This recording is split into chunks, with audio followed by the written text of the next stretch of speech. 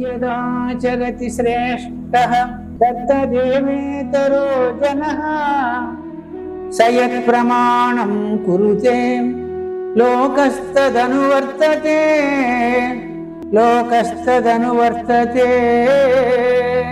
యద్యత్ ఆచరతి శ్రేష్టః శ్రేష్ఠులైన వారు, ఉత్తములైన వారు, జ్ఞానులైన వారు, సాధువులైన వారు ఏ పని చేస్తారో, ఏ విధంగా చేస్తారో అదే పనిని అదే విధంగా ఇతరో జన తత్తత్ ఏవ తత్తదేవేతరో జన తత్తత్ ఏవ ఇతరో జన అది మాత్రమే ఇతరులు చేస్తారు.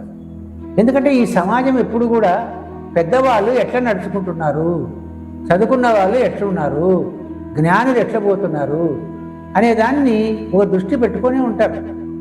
కాబట్టి మనము ఎవరైనా కానీ ఒక తప్పు చేస్తే అరే ఆయనే అంత తప్పు చేశాడు కదా, మనం ఎందుకు చేయకూడదులే, అదేం పెద్ద పాపం కాదేమో అనుకునే అవకాశం ఉంది. అందుకనే మనం ఎప్పుడు కూడా ఆశయాన్ని ఉదాత్తతంగా పురోగాములుగా ఉండాలి. చదువుకున్నవాడు ఒక ఆదర్శవంతుడు, ఒక జ్ఞాని అనేవాడు పురోగామి, ముందు నడిచేవాడుగా ఉండాలి. మిగతా వాళ్ళంతా వెనక నడుస్తారు. ఆయన నడక ఎట్లుంటుందో మిగతా వాళ్ళ నడక అట్నే ఉంటుంది.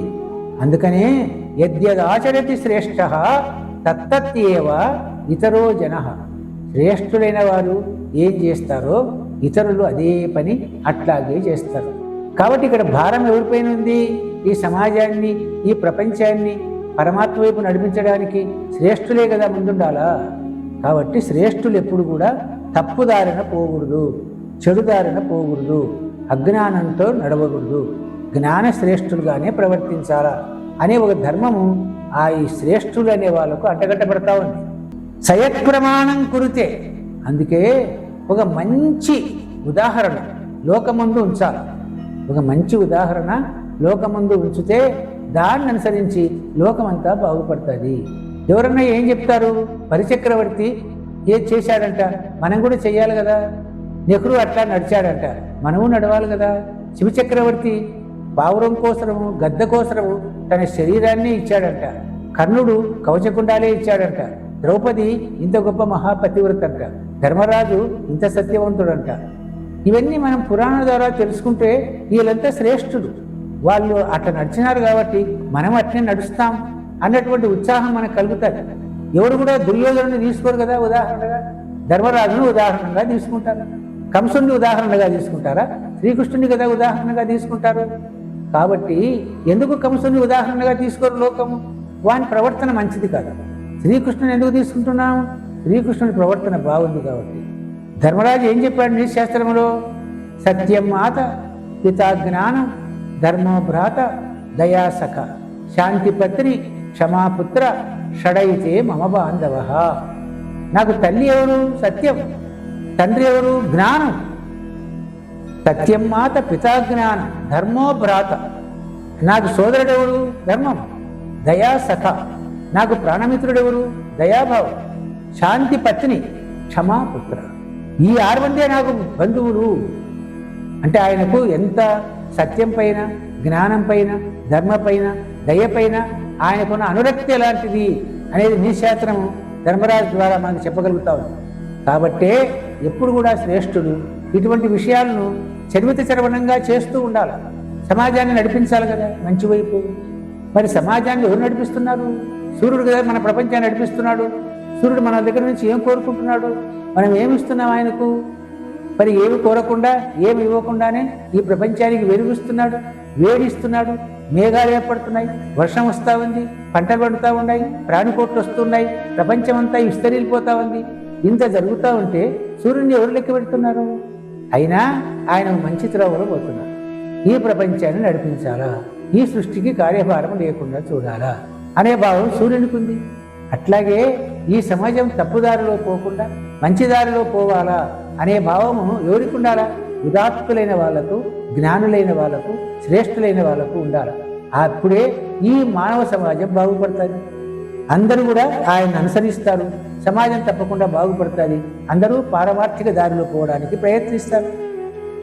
మయి సర్వాణి కర్మాణి సన్యస్యాధ్యాత్మచేతస నిరాశిర్నిర్మమో భూత్వా యుధ్యస్వ విగతజ్వరః. మయి సర్వాణి కర్మాణి సన్యస్య, అన్ని కర్మలు నాకే అర్పించు. ఇది ప్రాక్టికల్గా ఏమర్థం? అంతర్గతంగా నువ్వు చేస్తున్నటువంటి పనుల యొక్క ఫలితాన్నంతా కూడా నాకు సమర్పించు. అంటే నిస్పృహతో నిస్వార్థంగా నిర్వికారంగా అన్ని పనులు చెయ్యి అనే భావం అందులో ఉంది. స్వామి నాకు అర్పించు నీ కర్మ ఫలితం అంటే అసలు ఆయనకి ఏం చేసుకుంటాడు? ఆయనకేం పుణ్యం కావాలా, పురుషార్థం కావాలా? మరి ఎందుకంటున్నాడు ఆయన అని అంటే, మీరు ఏ పని చేసినా ఇది స్వామి కోసమే, భగవంతుడే చేయిస్తున్నాడు కాబట్టి భగవంతుడే దీనికి కర్త కర్మ క్రియ. ఇందులో నేను కేవలము నేను అకారణం, నేను ఏమాత్రము ఇందులో ప్రమేయం లేనివాడను, నిర్లేపంగా ఉంటున్నవాడను, నా చేతిలో ఏమీ లేదు, చేయిస్తున్నది ఆయనే అనే భావం ఎప్పుడూ ఉండాలి. మయి సర్వాణి కర్మాణి సన్యస్య, నాలోనే నువ్వు చేసినటువంటి కర్మలు అంటే కర్మల ఫలితాలు, కర్మలు అంటే కర్మల ఫలితాలు, నువ్వు చేసిన కర్మ ఫలితాలన్నీ కూడా నాకే సమర్పించు. అప్పుడు నీ స్వార్థానికి ఏమి లేవు, స్వార్థానికి లేవు కాబట్టి ఆ కర్మల ఫలితాలు నేను బంధించవు. నేను బంధించవు కాబట్టి నీకు అజ్ఞానము రాదు, అజ్ఞానము రాదు కాబట్టి జన్మలు పెరగవు. భగవంతునికి అర్పిస్తున్నావు కాబట్టి ఫలితం లేకుండా చేస్తున్నావు కాబట్టి బంధనాలు లేవు కాబట్టి నీకు బంధనాలు పడవలేవు కాబట్టి జన్మలు రావు, జ్ఞానం పెరుగుతావు, జన్మలు తరుగుతాయి. ఇందులో ఈ క్రియ ఉంది కాబట్టి ఈ క్రియను మనం అర్థం చేసుకోవాలి. మయి సర్వాణి కర్మాణి సన్యస్య, వదిలిపెట్టు. సన్యస్య సంపూర్ణంగా న్యాసమే సన్యాసం. సంపూర్ణ న్యాయసం పూర్తిగా వదిలిపెట్టుట, సంపూర్ణం, న్యాసం వదిలిపెట్టడం, త్యాగం. సంపూర్ణంగా వదిలిపెట్టు, ఏమాత్రం దాంట్లో నువ్వు ధ్యాస పెట్టుకోవద్దు. ఆధ్యాత్మచేతస అంటే ఇది చేయాలంటే నీకేమున్నా తెలుసా? సాక్షాత్తు భగవంతుడే నాలో ఉన్నాడు, నేను భగవంతుడుగానే ఉన్నాను, తత్వమసి, అహం బ్రహ్మాస్మి, అజ్ఞానం బ్రహ్మ, అయమాత్మ బ్రహ్మ అన్నటువంటి భావం ఉండాల. దాన్నే ఆధ్యాత్మికమైన మనస్సు, అధ్యాత్మ చేతస అంటే ఆధ్యాత్మికమైన మనస్సు, తత్పరమైన మనస్సు, తత్వేంద్రియమైన మనస్సు, తత్వబుద్ధి అంటే తత్బుద్ధి, తత్వబుద్ధి అదే నేను, నాకు దానికి తేడా లేదు, నేనేం చేసినా దానికోసమే అన్న భావననే ఆధ్యాత్మ చేతస అనే దాంట్లో భావించబడి ఉంది. తర్వాత నిరాశి నిర్మమో భూత్వ. ఏంటి నిరాశి నిర్మమం అంటే అహంకార మమకారాలు లేకుండా, నాది నాకు, నాది నేను అనే భావం లేకుండా, అహంకారం నేను, మమకారం నాది, నేను ఈ ఇల్లు నాది, నేను ఈ భార్య నాది, నేను ఈ భర్త నాది, ఈ సంసారం నాది, ఈ డబ్బు నాది.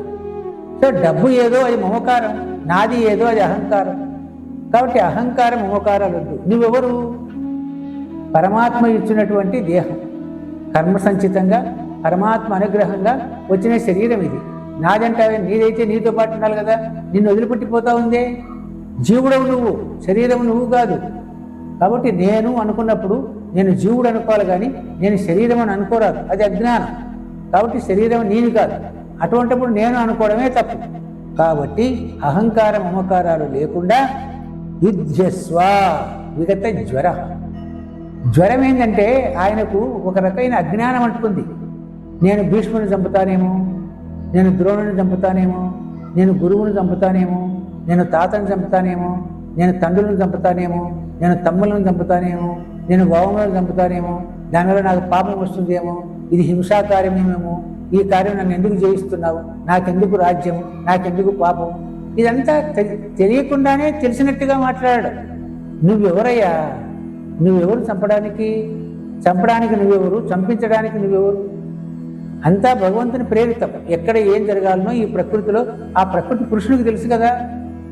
నేను జయించాలా అని వద్దు, నేను చంపాలని వద్దు, నేను చంపబడాలని వద్దు. ధర్మం కోసం యుద్ధం చేయి, న్యాయం కోసం యుద్ధం చేయి. ఎందుకు యుద్ధం చేయాలి? నువ్వు క్షత్రియ పుత్రుడుగా నీకు జన్మ వచ్చింది కాబట్టి. క్షత్రుని కర్తవ్యం ఏంటి? ఎక్కడ అన్యాయం ఉందో దాన్ని నశింపజేయాలి, ఎక్కడ న్యాయం ఉందో దానికి సంరక్షణ కలిగించాలి. అది నీ బాధ్యత. అటువంటి జన్మ నీకు వచ్చింది కాబట్టి ఆ కార్యాన్ని నిర్వర్తించు, ఆ కర్తవ్యాన్ని నిర్వర్తించు. అంతేకాని సన్యాసం పుచ్చుకోవడానికి నీకు జన్మ రాలేదే. కుంతీపుత్రుడుగా జన్మించావు, పాండురాజు కుమారుడుగా జన్మించావు, క్షత్రుడుగా జన్మించావు, సుక్షత్రియుడుగా పెరిగావు. కాబట్టి కర్తవ్య నిర్వహణ, దుష్ట శిక్షణ, శిష్ట రక్షణ ఆ పని చేయాల్సిందేను అని శ్రీకృష్ణుడు ఎంతగానో బోధిస్తే తప్ప అర్జునుడు యుద్ధానికి రావడానికి సన్నతించలే. కాబట్టి చెప్తున్నాడు, అయ్యా యుద్ధం చేయడం కోసము నువ్వు వెనుగడు వేయొద్దు, అన్నీ నాకు అర్పించు, యుద్ధం చెయ్యి, న్యాయంగా చెయ్యి. జయించాలని వద్దు, చంపాలని వద్దు. ధర్మం కోసం చేస్తాను, కర్మలో ఏం జరుగుతుందో అది జరుగుతుంది. చేయించేవాడు భగవంతుడు, చేస్తున్నది నేను. నిమిత్త మాత్రం భవసవ్య సాచిని అంటాడు శ్రీకృష్ణ పరమాత్మ. నిమిత్త మాత్రం భవ. అర్జున, నువ్వు నిమిత్తమే, కేవలం కారణమే, కానీ కార్యమంతా చేసేది నేను, కార్యం నిర్వర్తించేది నేను, కారణం మాత్రమే నువ్వు. ఇప్పుడు రాసేది కలం కాదు, నీ మనసులో ఉంటే కలము రాస్తుంది. కలమే రాసిందని చెప్తావు? కలము నిమిత్తం, నీలో ఉండే భావాలే ముఖ్యం. నీ భావాలు ముఖ్యము, కలం కాదు రాసింది. నువ్వు రాశావు, నీ మనసు రాసింది. అంతేగాని పేనా రాసిందని ఎవరైనా చెప్తారా? కలం రాసిందని ఎవరైనా చెప్తారా? నువ్వు అంతే, నా చేతిలో ఒక ఆయుధం మాత్రమే, అంతా చూసుకునేది నేను. ఈ భావం పెట్టుకొని నీ కర్తవ్యాన్ని, నీ దుష్ట శిక్షణ శిష్టరక్షణ అనే భావాన్ని దృష్టిలో పెట్టుకొని జయము అపజయాన్ని వదిలిపెట్టి ధర్మం కోసమే నువ్వు యుద్ధం చేయవయ్యా. విగత జ్వర అని అర్జునుడు చెప్పేటప్పుడు మనకేం చెప్పినట్టు? మరి మనం అర్జునం కాదు కదా, మన ముందు కురుక్షేత్రం లేదు కదా, మనమేమో ఆయుధాలతో లేం కదా, మన ముందు శత్రువులు ఎవరు లేరు కదా. మరి ఏం చెప్తున్నట్టు మనకు స్వామి? అయ్యా, ఈ ప్రపంచమే కురుక్షేత్రం. మనలో ఉండేటటువంటి మంచి బుద్ధి చెడు బుద్ధే దుశ్శాసనుడు, దుర్యోధనుడు, అర్జునుడు, భీముడు లాంటివి.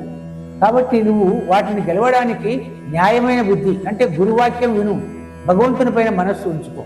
కాబట్టి అవి ఆ విధంగా దుష్టుని అంటే నీకు దుర్మార్గమైన బుద్ధిని పోగొట్టుకోవడం, సన్మార్గమైన బుద్ధిని తేల్చుకొని కర్తవ్య నిర్వహణగా పాల్గొను. ఇది చెయ్యవయ్యా. ఆయనకేమో యుద్ధం చేయమంటాడు, మనకేమో కర్తవ్యాన్ని నిష్ఠగా పాలించమంటాడు.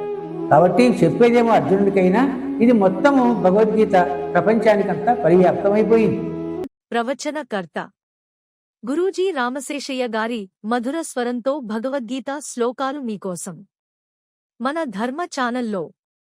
వెంటనే సబ్స్క్రైబ్ చేసుకోండి మా ఛానల్ను. మరెన్నో శ్లోకాల కోసం లైక్ కొట్టండి, షేర్ చేయండి.